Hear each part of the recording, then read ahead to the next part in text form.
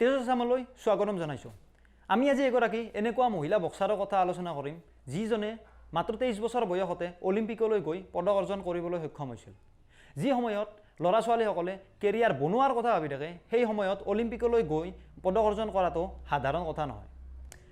এই ভিডিঅ'টোত আমি লাভলিনাই কিদৰে শৈশৱ কালতে বক্সিঙৰ প্ৰতি অনুপ্ৰাণিত হৈছিল, লগতে বক্সিং খেলিবলৈ যাওঁতে কি ধৰণে বিভিন্ন বাধাৰ সন্মুখীন হৈছিল আৰু লগতে নিজ চেষ্টাৰ ফলত কিদৰে অলিম্পিকলৈ গৈ পদক অৰ্জন কৰিবলৈ সক্ষম হৈছিল সেই গোটেইখিনি কথা আমি এই ভিডিঅ'টোত আলোচনা কৰিম। লাভলিনাই সৰু থাকোঁতে এবাৰ দেউতাকে তেওঁলৈ মিঠাই লৈ আহিছিল আৰু সেই মিঠাই লৈ আহিছিল এখন কাগজত বান্ধি, আৰু সেই কাগজখনতে লাভলিনাই বিখ্যাত বক্সাৰ মহম্মদ আলীৰ কথা পঢ়িবলৈ পাইছিল আৰু তেওঁক দেখা পাইছিল। আৰু তেতিয়াৰ পৰাই লাভলিনাই বক্সিঙত যোৱাৰ বাবে অনুপ্ৰাণিত হৈছিল। এতিয়া যিসকলে মহম্মদ আলীৰ কথা নাজানে তেওঁলোকক আমি জনাই দিব বিচাৰোঁ যে মহম্মদ আলী হৈছে আমেৰিকাৰ এগৰাকী বিখ্যাত বক্সিং চেম্পিয়ন। সৰুতে লাভলিনাই হাফ পেণ্ট আৰু এনেকুৱা ধৰণৰ টুপি পিন্ধি বজাৰলৈ গৈছিল আৰু তেতিয়া তাইক সকলোৱে ভাইটি ভাইটি বুলি মাতিছিল। অ' ভাইটি এইপিনে আছোন, এনেকুৱা ধৰণে তাইক সকলোৱে মাতিছিল। লাভলিনাই যেতিয়া বক্সিং ট্ৰায়েলৰ বাবে গুৱাহাটীলৈ আহিব লগা হৈছিল তেতিয়া লাভলিনাৰ হাতত কোনো ৰিজাৰ্ভেশ্যন নাছিল, আৰু তেতিয়াই তেওঁৰ দেউতাকে বাথৰুমৰ কাষত থকা সৰু ঠাইখিনিত লাভলিনাক এখন বিচনা চাদৰ পাৰি দিছিল, আৰু সেই বিচনা চাদৰখনতে শুই আহি পিনে লাভলিনাই গুৱাহাটীলৈ আহিছিল আৰু সেই গুৱাহাটীতে নিজৰ চিলেকশ্যন পাবলৈ সক্ষম হৈছিল। এতিয়া ইয়াৰ পৰাই গম পোৱা যায় লাভলিনাৰ নিষ্ঠা আৰু একাগ্ৰতাৰ কথা, লগতে তেওঁৰ দেউতাকে কিদৰে লাভলিনাক সহায় কৰিছিল সেই বিষয়ে ভালদৰে আমি গম পাওঁ।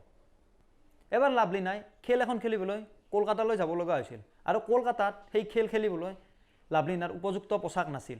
সেয়েহে তেওঁ নিজৰ পোচাকযোৰৰ বাবে ছিনিয়ৰ এগৰাকীক পোচাকযোৰ খুজিছিল, কিন্তু আচৰিত কথা যে ছিনিয়ৰগৰাকীয়ে আগৰ খেল এখনত হাৰি আহি পিনে লাভলিনাক পোচাকযোৰ দিবলৈ অমান্তি হৈছিল, আৰু তেতিয়াই লাভলিনাই এযোৰ ডাঙৰ পোচাক পিন্ধি পিনে খেলখনত অৱতীৰ্ণ হৈছিল, আৰু সেই খেলখনত লাভলিনাই সোণৰ পদক পাবলৈ সক্ষম হৈছিল।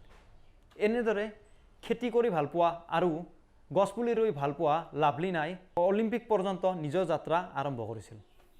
ভাৰতত অনুষ্ঠিত হোৱা প্ৰথম ইণ্ডিয়ান অ'পেন বক্সিং চেম্পিয়নশ্বিপত লাভলিনাই গ'ল্ড মেডেল পাইছিল, আৰু দ্বিতীয় গুৱাহাটীত অনুষ্ঠিত হোৱা ইণ্ডিয়ান অ'পেন বক্সিং চেম্পিয়নশ্বিপত লাভলিনাই চিলভাৰ মেডেল পাবলৈ সক্ষম হৈছিল।